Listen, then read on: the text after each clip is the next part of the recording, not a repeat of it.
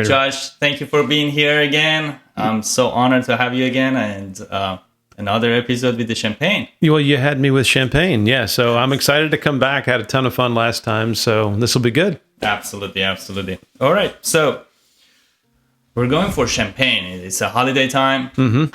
I think it's a time to celebrate, and what better than champagne? I happen to agree. Yeah, I'm looking forward to bearing a few bottles of champagne this holiday season as well. So absolutely, it's that time of year. Absolutely. So let's go over some of this, what we have here. So we have a bottle of champagne, a bottle of Grand Cru champagne, and a bottle of Cremant. Yeah. So what's the difference? Let's just start with that. What's the difference between champagne, Grand Cru champagne, and Cremant? So, I mean, champagne and Cremant are basically the same product, but just, Cremant isn't from Champagne. It's the same. And I think this one, yeah, so that's a Cremant de Bourgogne. So it's Burgundy grapes. So just like Champagne, it's Pinot Noir and Chardonnay primarily. So it's basically champagne. It's made in the traditional method, probably. So here you have something that's made exactly the same way as these two bottles, but it comes from a different zone, so it tends to be more, affordable and all that kind of stuff. So, and I'm sure different terroirs going to have different flavors, but so Cremant is basically non-classified champagne, and then you've got champagne. Obviously, it's going to be it's going to be made, in the right area. It's probably Rhum or somewhere in the Champagne region, and it's going to be made from the right grapes. So again, primarily Pinot Noir, Chardonnay, and then it's going to be made in the traditional method, and it's going to have, all the rules attached to it. And then Grand Cru, that's going to be something that's, from a Grand Cru classified vineyard, and it's going to have some top-notch fruit in it. So needless to say, I'm excited to try what you've got set out here. Yes. Yes. So it really, really exciting stuff. Absolutely. I'm a big fan of Cremant myself, and I think when it comes to sparkling wine, which is inexpensive, I think that's a really good choice. And majority of the time, people completely mix it. I mean, we call everything champagne these days. We call Corbel champagne. We call Cook champagne. The stuff from California. Yeah. So knowing all of the difference from the region. And right, is that because of the region? It's the region, right? It's the actual Champagne region, and there's certain places where you're legally allowed to call it champagne, so that's where it's going to be from. Right. Yeah. All right. So, but I mean, so as you're getting into that Bourgogne or that Cremant, I mean, that is, again, it's made exactly the same way, and I'm interested. I need to look it up how the press cuts factor into the Grand Cru, because I know that that's also a kind of a feature of how they classify, or even maybe how a big house will designate, different bottlings. But yeah, but Grand Cru, Cremant. There's a lots of bubble in this one. So what do you look for when you pour a bottle of champagne, or you pour a glass of champagne? So the first thing that I look for is these bubbles that are like flying up, and I look at the color too, like the golden color. Like this one has this traditional golden color. Yep. I think what's interesting is you see how fast and small the bubbles in your glass are, and I swirled mine a bit, and the bubbles are a little bit larger. It's interesting. And I know folks that spend a lot of time, like, especially they'll look for like, if certain glasses are designed to have just one little origin for the bubbles at the bottom and stuff like that. But that's a pretty glass. Cheers, man. Cheers. Thank you.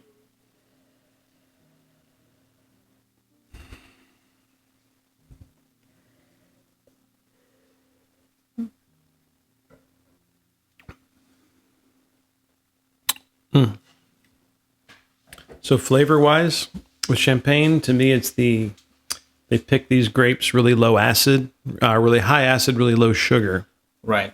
Because they're going to do that secondary fermentation in the bottle, and it's going to give all these bready notes. They typically add a little bit of sugar in the dosage at the end. So that high acid is so important. And it's probably what makes champagne go with so much food, is that it's got all that nice kind of cleansing acidity, and that obviously it's got some carbonation, so it's kind of that palate refresher. But that high acid is such a great thing, and I always look for that in a champagne. But for me, it's the breadiness, that yeast kind of contributed flavor, and I'm getting a nice little bit of that here, even though it's probably didn't stay as long on what do they call it, the élevage. It was probably pretty short, but that's got some good kind of yeasty character to it. What do you think? Like that brioche. Definitely, I get a lot of citrus flavor, that acid, and I think like champagne or sparkling wine, but mainly champagne, for that high acid. Is that the reason that there are really good wines for aging? I think that's one of them, and I think that's also, I mean, you've got kind of a preservative built into the bottle, is how I've always thought about it. So, all that carbon dioxide that's dissolved in the product is going to, I think, naturally protect it from oxidation. Intuitively that makes sense to me, because you've got all that CO2 kind of locked up in there.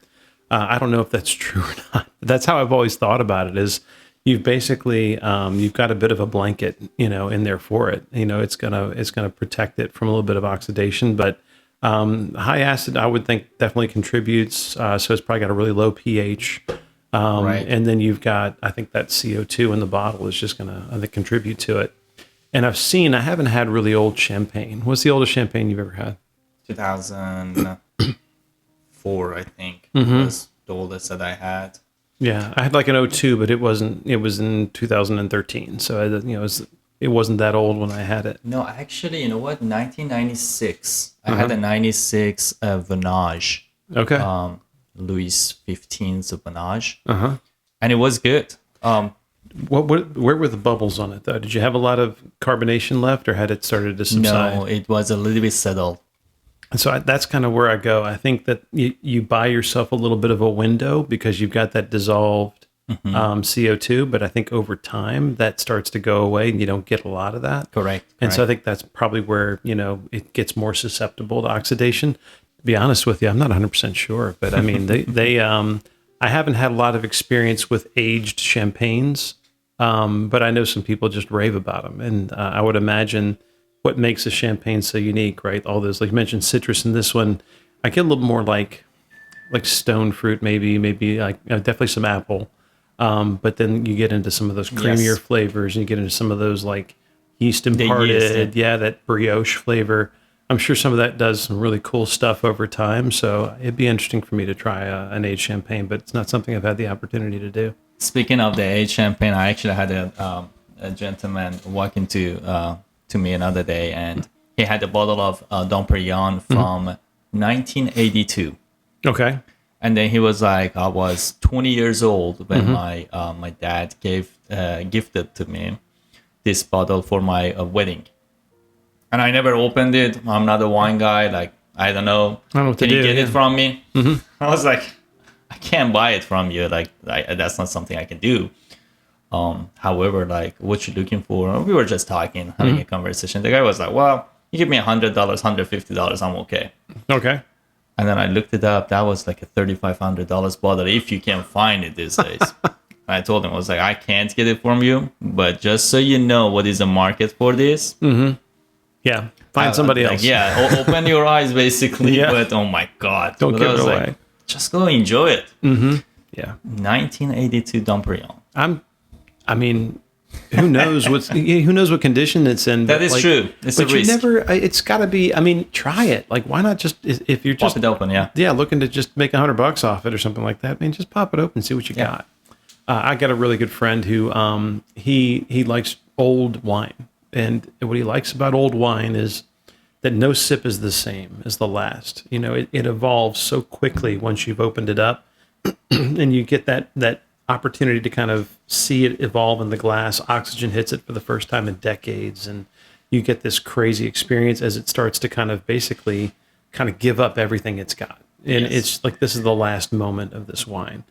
And I remember we opened a bottle that he kind of had like that, where it was special bottle, been set aside, didn't know how it had been treated, didn't get the impression that it had been, treated perfectly. But he was like, I don't want to wait for some morbid occasion to open this thing up. I'd rather open it as a celebration, And he said, so I don't know, like, let's give it a shot, basically. And I remember we opened it, and it was this crazy cool experience because probably by the numbers, it was probably past its peak, or maybe it hadn't been stored in ideal conditions. So maybe it had a little bit of stress or something like that. None of that mattered. It was the color it was coppery and tawny, had all this kind of dark. It had definitely some brown tinge to it, but you could still see that ruby rose in it, and you could still taste its kind of youthfulness, but it had all this other stuff going on. And so, to hell with the textbook, man. It was so good. We just had a great time drinking it. Yeah. Oh my God. That's still a benchmark moment. I think in his appreciation of wine that was the moment that he was like, wow, that's really good. Yes. So I've opened some cool stuff with him since, just because I know he enjoys it and it's fun to share that kind of stuff. Mm-hmm. So I've opened like some old Chateau Pavie and some just rare finds where I would just find something funky that has, somebody's been able to store it and it's, it's maybe going to do something fun for us, and we'll sit down and just check it out. And it's important to do it with someone that who appreciate the taste, because like some of these vintage wines, as far as the flavor and taste, are completely different. Especially with champagne, like the taste of champagne, the vintage champagne, is not a pleasant taste to the majority of the normal people. With the normal palate, what I mean. What do you think? Why do you think that? I don't know. Like, I had so many people that I sold them a vintage champagne. They came back. They're like, oh, I did not enjoy it. So like a Grand Année, but it had been a while. Pretty much. Okay. Like that Venage 1996. Like, the people that they are true champagne drinker, they always come back. They're like one of the best. Mm-hmm. But when I sell it to someone that not necessarily is a champagne drinker, all they drink the entire their life was Moet or Veuve Clicquot. Yeah. And they're like, no, I do not like the taste. And it's not a cheap bottle. It's like a $300-$400 bottle. Mm-hmm. And I'm like, dang it, wasted. Yeah. One of them actually brought it back. That's how I tasted it. Well, that's good. They were like, are you sure this is a good one? So we tasted it, and I was like, it's not good. It's great. It's like, do you have any other bottles you want me to test? Yes. If this is the stuff you're buying, bring it back. Yes. Matter of fact, I had a customer just brought back a case of Lafite. And a case of it? Lafite, yes. Okay. 2000. Uh-huh. So, awesome year. Yes. Yeah. $2,500. But unfortunately, a couple of them was cooked through the transportation, and the cork was popping out. Yeah. And I was like asking, can I do the quality check on this? Just in case? Just making sure. Mm-hmm. Yeah, I mean, you never know. Yes. There's probably a secondary market that would probably eat that up, and it's crazy. It's crazy with the vintage ones. The prices have gotten crazy. You can also sell the empty bottle on eBay. Did you know that? Does somebody want to refill it, or they just want a trophy bottle that didn't actually drink? I mean, like, this bottle is, let's say, hypothetically, this is from like 1982. Mm-hmm. Or one of the years that was fantastic. Like 59 or something like that. Yeah. And then you finished it. Mm-hmm. You have the cork, which is still in a great condition. You have a bottle. The label is in a great condition. You can sell it for like $100, $200 in eBay. That sounds like Rudy Kinnear one's on the other side of that. He's looking to refill it. I mean, there are some shadiness to it, but yeah, that's crazy. There's a market out there. That's crazy. I'm sure. I think there's a market for everything at some point. I mean, yeah. But I think it's probably interesting to a lot of these winemakers that have been around for a while and have seen. Like, we might have talked about Aubert de Villaine last time. Like, he must just be baffled, I think. Like, you're paying what for my wine? You know, because this is a guy that used to sell it for $20 a bottle in the 60s probably.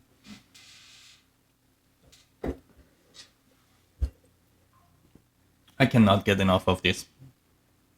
The flavor is great. It's a great bottle. So now it's the time. We're guessing about the price. I was about to ask. Throw a number. So it's a Cremant. It's a good Cremant. It's from Burgundy or from Burgundy. So I'm gonna give it 27 bones. What do you think? I will sell it for that to you. Okay. What was it actually? So this actually goes for right under $20. Really? Wow. Yes. But right now, when I bought it, it was on the special price. I mean, like, yeah, special price on it. I think I paid like $16.99. Really? That's a great value. It's just, I mean, that's a fantastic value. I mean, it's already a great value given what it is and where it's come from. But that's a really good price point. I was even going to give you a couple more bucks. I was thinking 27. I didn't want to shortchange it, but it's pretty tasty. Yes. And I didn't check the sweetness of this one. So is this a brute as well? Correct. All of them are brute. All of them are brute. Yeah. Let's just talk about that. So we do have brute. We have like dry. We have extra dry. We have demi-sec. And there's a confusion with the extra dry. Because some of them, I don't know if it's extra brute or extra dry, that is actually sweet. I got to remember. I think it's the extra dry, if I'm right. Because you've got like a brut nature, which is no sugar, no dosage at all. Right.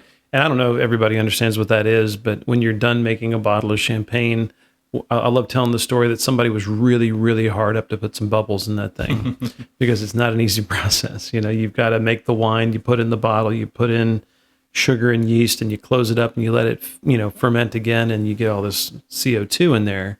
But then you've got these dead yeast cells inside, and they can do good things for you. They give all this flavor. So the longer you leave it on those yeast cells, the more flavor they impart to the wine, and the more rounded, and all these different things happen. So when you hear somebody say like, late disgorge, that means it's been a long time, all this, but public service announcement, right? So it's been on that yeast for a long time, and you get those flavors from it.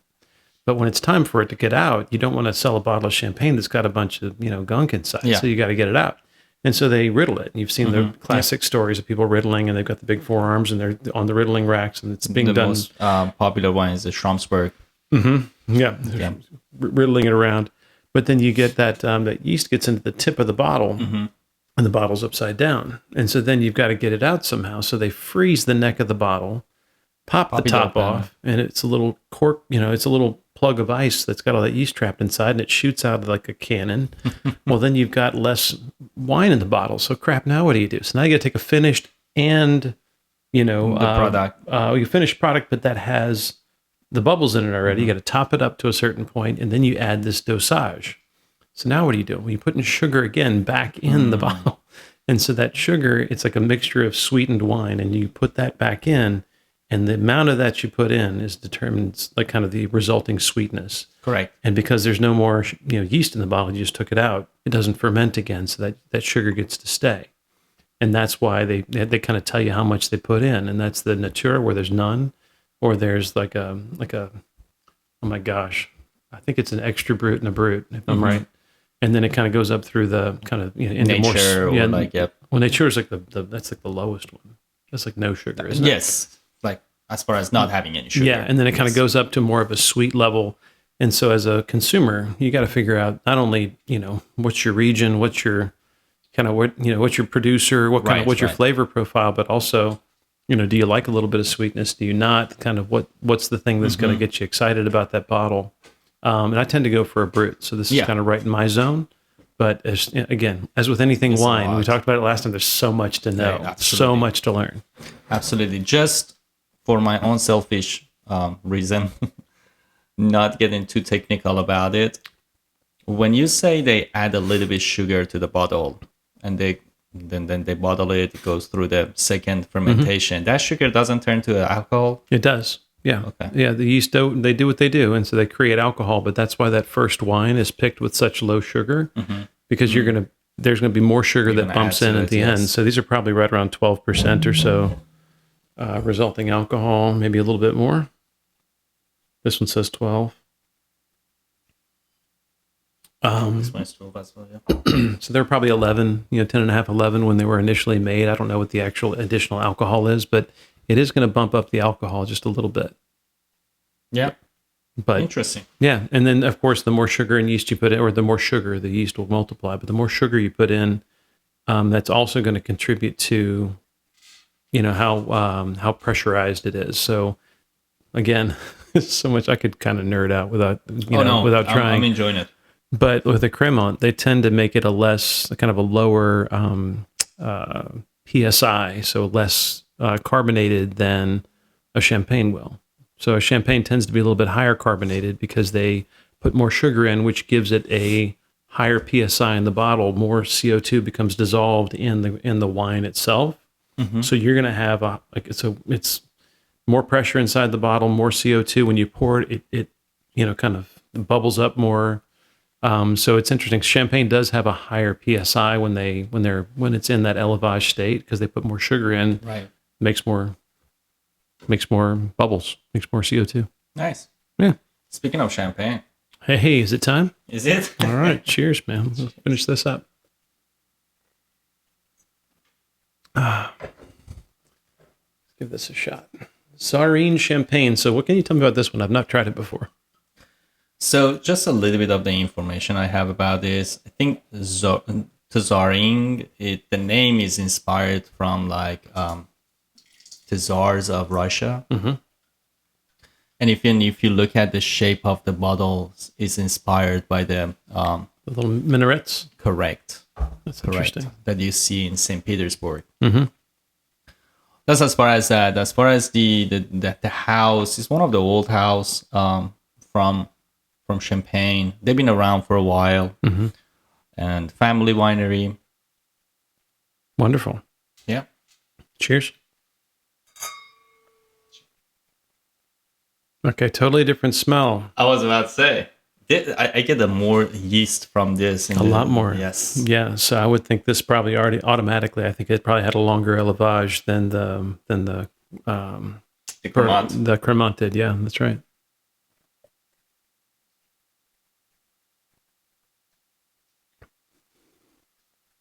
All the bubbles when you took a sip. You see how much more like fizzy it is? It's a smaller too. Yeah, smaller mousse. You can feel it in the texture. When you take a sip, the flavors. Amazing, isn't it?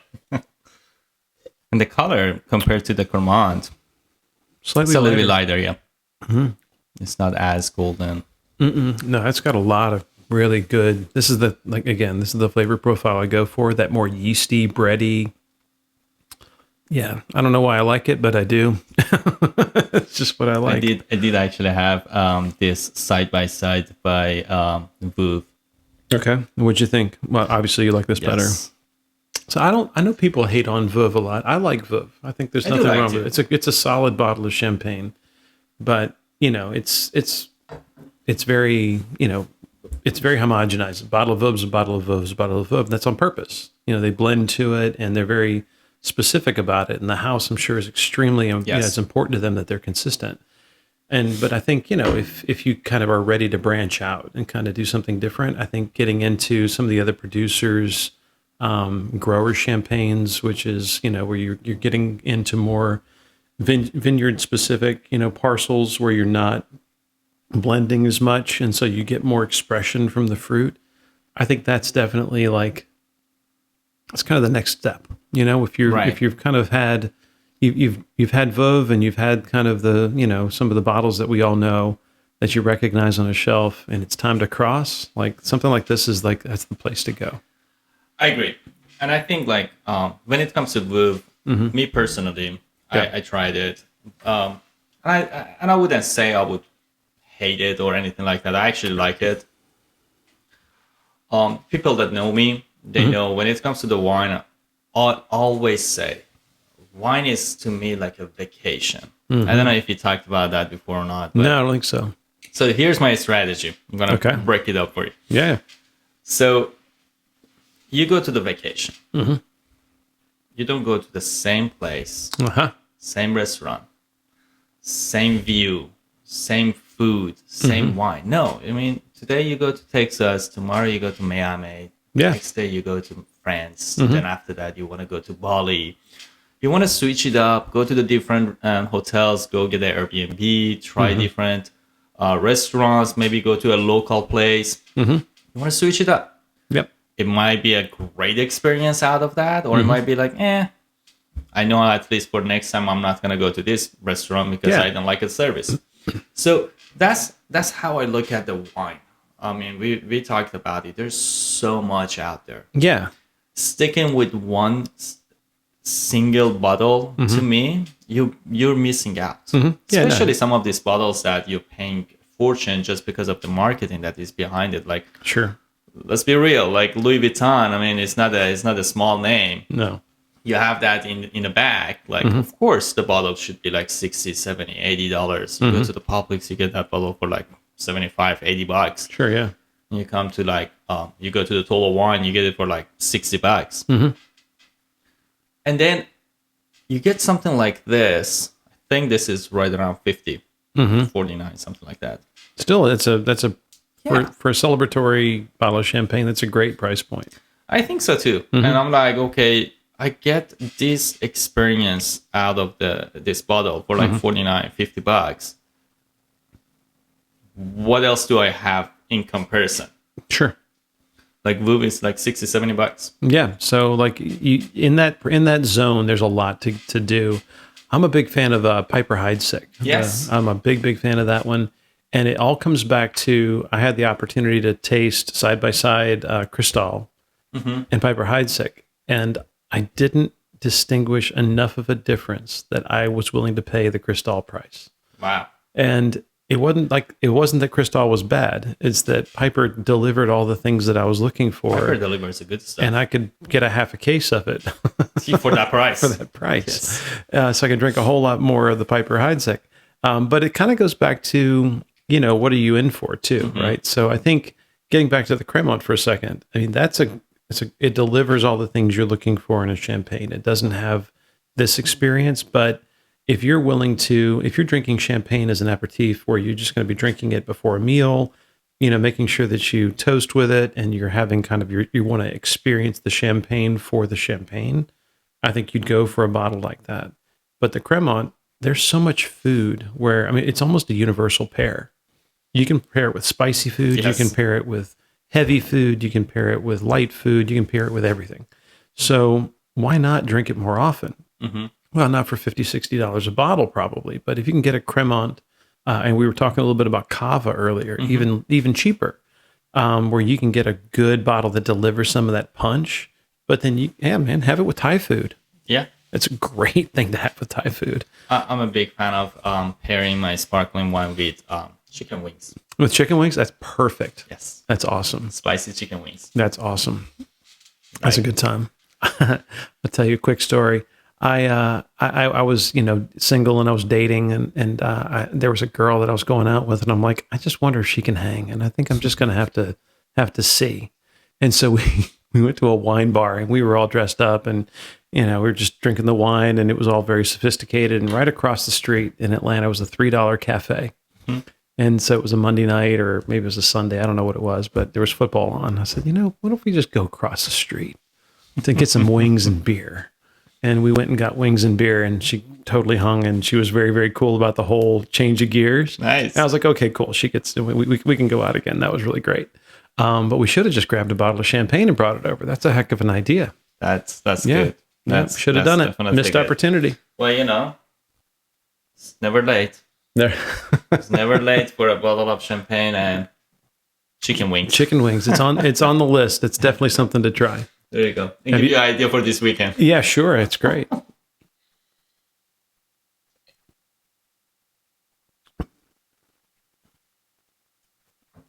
Kind of get the pineapple. Yeah, I can get a little bit of that. To me, it's got so much of that. It's like a crunchy flavor. We went to over crunch before, but it's more like I think it must be pineapple because I feel like it's something that you kind of crunch when you eat it. So it's just it's murky in the back of my mind. It's a flavor I know, but it's not coming there. I can't define it. It is an aftertaste.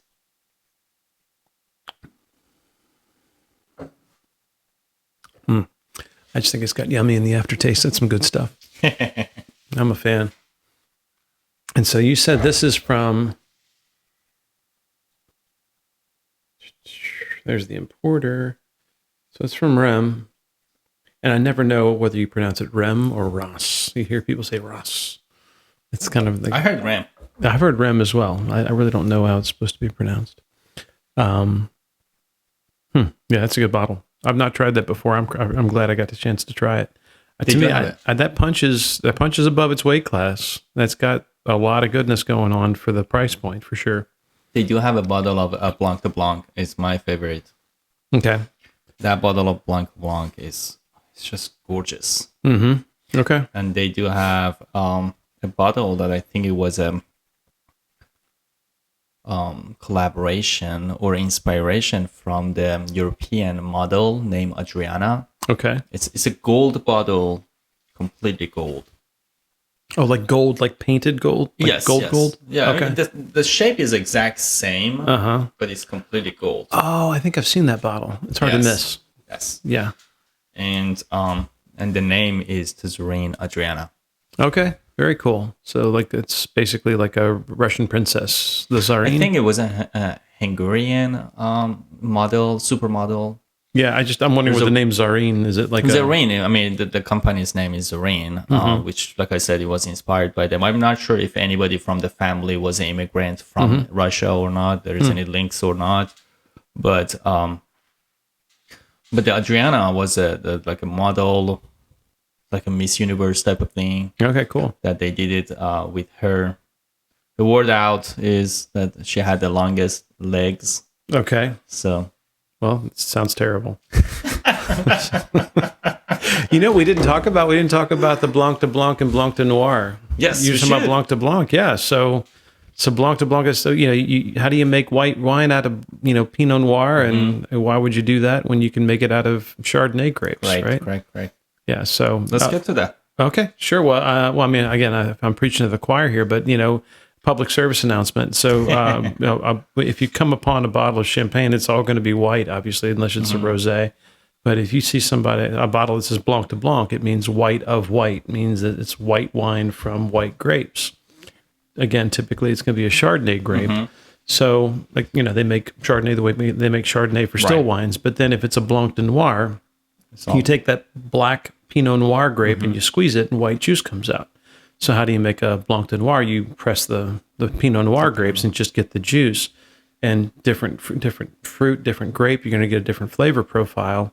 And so depending on what you're buying, you could get a Blanc de Noir that's 100% Blanc de Noir or primarily Blanc de Noir, or it could be a blend because you're going to get those different flavors from those different grapes. So why not take the opportunity to blend those together into something different? And then, of course, a rosé, you're probably going to have a little bit of skin contact on that Pinot Noir, and you're going to have something completely different there. So, again, just one more dimension to our sparkling wine adventure. Which I heard for the rosé, they blended a little bit with the red wine too. Is that right? I think in the dosage they can do that as well. So I don't. Again, there's as many ways to make a rosé wine as you can imagine. So it's either like skin contact for a limited period of time, and if so, how much skin contact, and they measure it in hours usually. Versus do you add a finished red wine to it? So I think in a rosé champagne, you can do either. So you can either have some skin contact and impart some color that way, or in the dosage, I think they put some red wine or blend it in some other way. Champagne is one of those just very shamelessly blended products. Most champagne is non-vintage. They blend from across years. They were trying to get the flavor that they're after. They're not as much interested in a specific vineyard necessarily or a specific year unless they have, we were talking about the Grand Année, like Grand Année, the great year where you have like a 2002 or you have a 2000 or a 2012. I mean, these are the years that were just fantastic. And so they bottle that specific vintage and they celebrate it and they put it on the label. But most of the time it's a blend. And so, yeah, who knows, right? Yeah, it's a matter of what makes the right flavor, what makes the right color profile, what hits all the buttons, I guess, probably since it's France within the rules so that you can get what you want. Yeah. Yeah, man. All right. There's another bottle kind of like looking at us in some type of way. It's staring at us. It's staring at us. Yeah. Please. Oh, should we get to do the honors? Oh, please. Thank you, sir. I was telling you the story of my father-in-law's saber. I don't think we need to try that with this bottle because I'm a rookie and I wouldn't want to mess it up. So somebody told me once that every bottle of champagne that the hoop, when you untwist this little guy here, it's 6 turns. 2, 3, 4, 5, 6. Nice. I didn't know that. Every time. That's You didn't know that? interesting. No. Yep, 6 turns. That's, I don't know, something to do with how many times I have to twist it to get it tight, I guess. That's interesting. Oh, wow. There it is. Beautiful. There you go. Beautiful. Charles Coquette. Charles Coquette, yeah. L'Elegance. Grand Cru. I like the way that, like, in the French accent, they say it Grand Cru. Grand Cru. Yes. That comes from, yeah. It does. It comes from the back of your throat, and I don't care how hard I try, I can't get it right. I was in Paris, and I was telling this cabbie where I wanted her to take me, and it was, the word for street is rue, R-U-E, rue, and I didn't hock it up enough for her. She was all bent out of shape, and so she corrected me, rue, and I was just like, oh my gosh, that was awful to listen to, but yes, that's what I meant. The road, that's where I want you to go. I don't know how's the educational system here, but over there, when you're going for the French class, like one of the practices, you have to shape your mouth some type of way to cruise for like a few hours or like a day, like just to like get your mouth to work right. Yes, Yeah. so you can pronounce some of those words or like the letters. And you got to be like cruise. It was so obvious when I was in college and I was like looking at some of these like international language students, and they had kind of like this, and I was like, "Yep, she's going to French class." That's right, because she's working really hard to make her mouth look right. That's really funny. Oh, it makes sense though, because I mean, they even like it's like a common French expression. They just kind of they kind of just like kind of blow it away, like. I don't know. It's interesting. Yeah, that's really funny because I did not when I was learning French. I did not go through that practice, which is probably why I pissed off the cabbie in Paris. Had I gone through proper instruction, then maybe I could have done a better job. Nah. All right. Cheers, man. All right. I'm looking forward to this one. A little more color on that, don't you think? Lighter than the other champagne. Do you think so? I mean, no, darker. Yeah, I think it's a little more golden. Yes.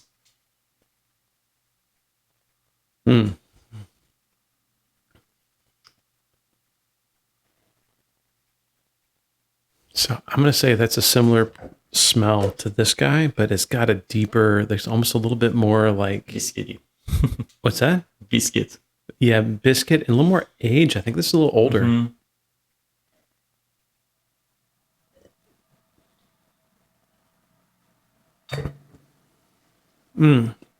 Yeah. Oh, wow. Toasty. Like toast points. I would drink this with caviar on potato chips. Have you ever had caviar and potato chips? Oh, yes. One of my favorite. I tried it last year for the first time. You can't get too salty a potato chip. It's got to be a very lightly salted or no salt potato chip. But that flavor with the caviar. You should make that potato chips make it myself? Yourself. Yes. Oh my gosh. With no salt, then put the caviar on it. That's a lot of work, but that sounds really good. Is it worth it? It does worth it. All right, we'll see. We'll see. That sounds like a lot of work. This is really good. No, I told you that breadiness is what I go for. It's heavy here. It's like there's a lot of it. Oh, yes. I mean, you picked that out on the nose right away, and it was totally there. And I think it does it. There's a bit more. I think it had to have been in élevage for a longer period of time. Yes. And like élevage, again, PSA. That's when it's laying there with it's already gone through its second fermentation. It's laying there on the yeast, and it's just cooking. It's just hanging out. It's just mellowing, and it's just kind of doing what wine does when it's left on its own. But yeah, I feel like it was there for a little bit longer, and there's a little bit more. I don't want to say oxidative because it's not oxidative, but there's a little bit more of that kind of toffee-ish kind of a taste You to get it. the toffee, yes. A little bit. Yes, absolutely, absolutely. Which is usually stored in the cave. Do they call it tirage or something like that? Tirage, I think, is when it's being. It's either when it's going through secondary fermentation or when it's being riddled. When it's being kind of. Okay. I don't know. I can't remember. I always get them mixed up. It is a second fermentation because it's in a bottle at that time. Yeah, but I don't know if it's after that, and that's when they're putting it into, kind of when it goes on point, Like when the it's angle, time. yes. Yeah, when it's trying to go on point, when they're riddling it to get it on point to get the yeast Get the out. yeast out. Yeah, I'm trying to remember. And again, my wine knowledge is self-instructed, so there's some gaps. I mean, blame the instructor if you want. No. These are some technical questions. Yeah, but this has got there's some kind of, it's not bruised apple, but like it's like a if you were to I hope this doesn't sound gross, but when if an apple were to start to brown just a tiny bit, Yes, it's almost it like a little started bit of that getting rusted. like oxidized. Yeah, just a little bit. I like that term, rusted. Like a rusty apple is what it smells like, but in a good way. Like it's a good apple. We like the apple, but it's got a little bit of that. You get just that, a little bit of definitely. oxygen on it. Yeah.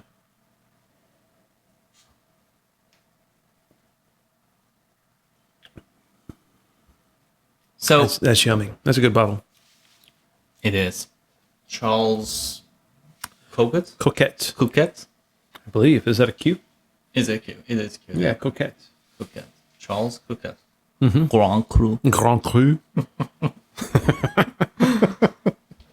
So it's funny. Like we talk about Grand Cru, and we're like, okay, this is the highest quality that you can get. I believe there's only like 17 villages out of Champagne that are Grand Cru. Wow. Yeah. Yes. Okay. And Wow. then, so it's very limited. You get this and that. In a taste, you might not see any type of difference. It's just the process. And some people may or may not even care about it is a Grand Cru, Premier Cru, whatever it is. Huh. Okay. What do you think? What's your thoughts on that? So my thoughts are: what do you get out of it, right? So, there are people that spent $400 on a really great bottle of champagne, and we're probably interested more in spending $400 on a really great bottle of champagne than buying a bottle of vintage champagne because of the taste that it kind of provides to them, right? So with the Grand Cru, I would imagine, like, what I'm getting more out of this, I'm getting more of the fruit. So that bruised apple or the rusty apple that we get, and some more of those types of flavors. To me, that's the fruit. The fruit itself is starting to speak more through it, but you can't get away from the fact that champagne is a very processed product, right? It goes through a lot. I mean, in a lot of senses, it's still a very natural process, but there's so many things that can impact the flavor. And then I mentioned how intensely blended it can be.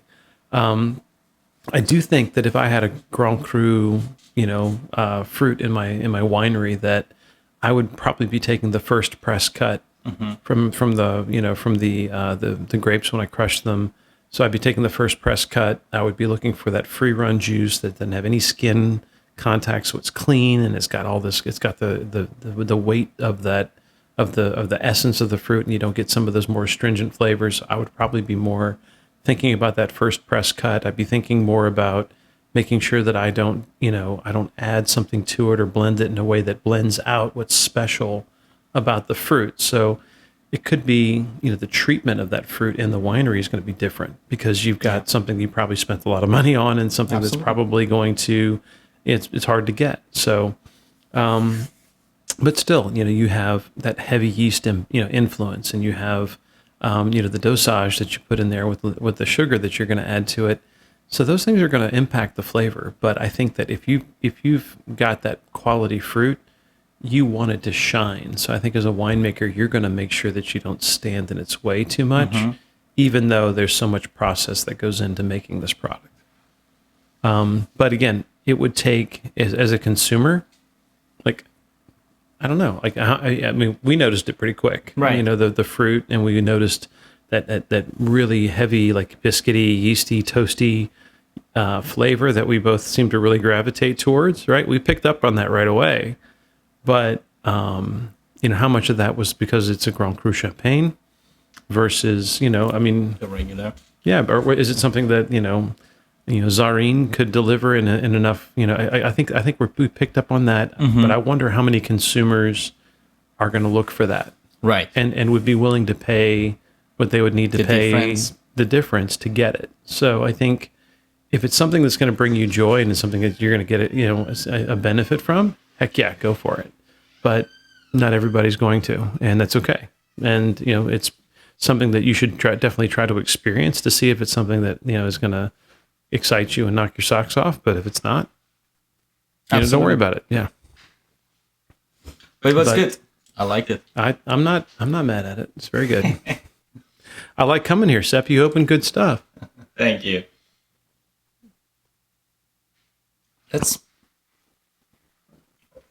So, holiday time, people are thinking about getting a bottle of sparkling. Mm-hmm. We have different people, especially with this economy today. Different budgets. Pockets, yeah. Different budgets. You have a customer that might get a crystal for their New Year's. You have a customer that maybe wants to get a California champagne. And so I always try to give more options out. I know we talked a little bit about Prosecco, about Cava before the podcast started. If you want to go kind of like in a broader window and kind of like put them all in one scale as far as like champagne, Cremant, Prosecco, Cava, and then sparkling wine from everywhere else. Yeah. How would you kind of like categorize that, or how would you like come up with a one answer? Could you come up with a one answer? I know it's a little bit tough. How do I take this broad category that we've been having a hard time describing? Excuse me. Yeah, tickle my throat. And sum it up in one word.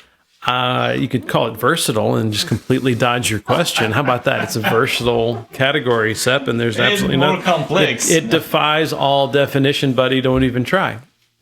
I think it is versatile. I think that's probably the right word. And you mentioned something very important that, champagne is put on this pedestal.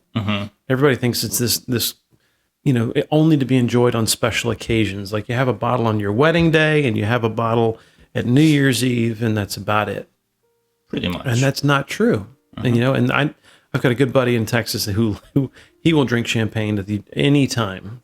If it's Tuesday night, he's opening a bottle of champagne, not because, he's bougie, but because he just loves it so much. And so if it's something you love, there are lots of options. We mentioned the Cremant. We mentioned you mentioned Prosecco. If somebody wants something, there's Prosecco that's not terribly sweet. Yeah. There's Cava. There's all these different options to get something that's made in that traditional method where somebody worked really, really hard to get those bubbles into that bottle, add that yeasty flavor to it. Those different, that's available at lots of different price points. It's available at $9, $10 a bottle. For Cremant, it's available for $16 to $19 a bottle, which I'm really excited about for this, Cremant de Bourgogne, and then, for Cava, and then Cremant de Bourgogne. And then you can go all into, all these grower champagnes and Grand Cru champagnes and all these aged champagnes. You can go nuts. Yeah. So there's something for everybody in there. And I think the lesson there is that, yes, it's a great beverage for celebrating. It's something special. It's exciting. You get that pop and the bubbles, and there's something very celebratory about opening a bottle of champagne. But there's also no reason that's a bad reason to open a bottle of champagne. And I think that, we are coming into that time of year where it tends to be what people start thinking about. You start thinking about opening, a bottle of champagne for, a big meal, or you start thinking about, New Year's Eve. And, we always do caviar for New Year's Eve. So nice. I've gotten away from the small things because it's just not good enough. And I just go for the biggest pile of caviar I can.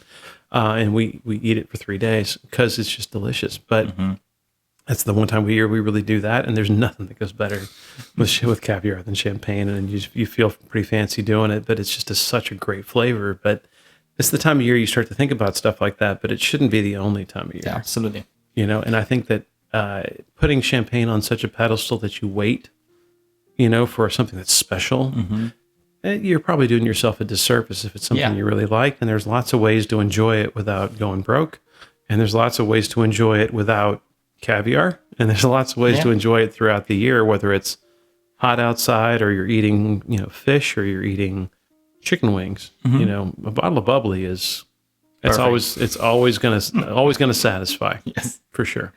So from that, what I'm getting is next time in your place with the caviar, I'll bring a bottle of champagne and the potato chips, because I'm not doing homemade. that stuff, man. Yes, that's what I'm saying. I'm not making those. I'll make it. You make them. I'll make it. Okay.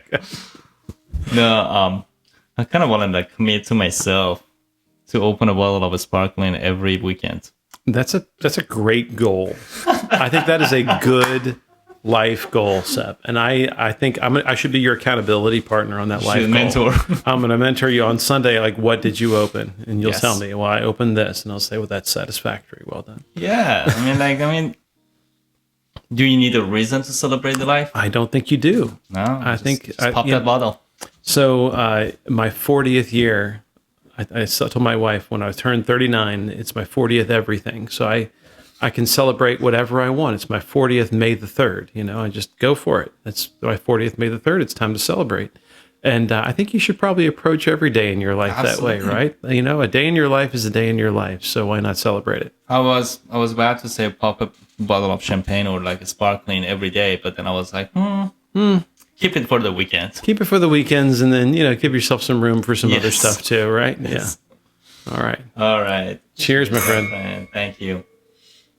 Have you got your bottle of champagne for this New Year's? I'm going to need a case. We're throwing a bit of a shindig, so I think we're going to need a whole lot of champagne, which is good. I know. Don't think I'm not going to take a picture of that label when I leave.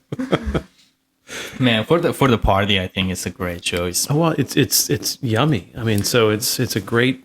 You can afford to, you know, pour it in bulk, which is good. You know what I always tell people: get a bottle of Cremant. Especially for the weddings. Get a bottle of Cremant for your audience, for your guests, and for yourself. You and your bride or your groom open a nice bottle of champagne that you can remember. You can take pictures with it, and next year make it easy on the groom. So when it comes to the anniversary, he's like, okay, this was our bottle. Let me just open this. And let me just buy that. Make it easy to him. Like, it's going to be like tough. That was what we served at our wedding. Yes. I mean, why is it a bad thing? That's funny. Yeah. Good stuff. But that's a good one. Josh, I do appreciate tonight. Appreciate the time and educating us on the champagne and sparkling in general. Well, I tell you, you gave me a great medium to talk about. These are some really good bottles, and you know, great values. We didn't get into the price point for the big boy here. Oh, you want me to guess? Yes, yeah. Oh my gosh! Because it's a Grand Cru, I'm going to give it. You will be surprised. 68. Nice. Yeah. $49.99. God dang it! Really? So these are the same price point. It's the same price point. You're killing me, man. I'm not going to play numbers with you anymore. I'm going to lose every time. No. There's some really good stuff out there. That, again, punches way above its weight class. Rate them. What is your number one? My number one, I think, is going to be the Tsarine. Okay. Only because... the yeast. Well, this one's got more yeast, but there's something about that. The fruit was a little cleaner.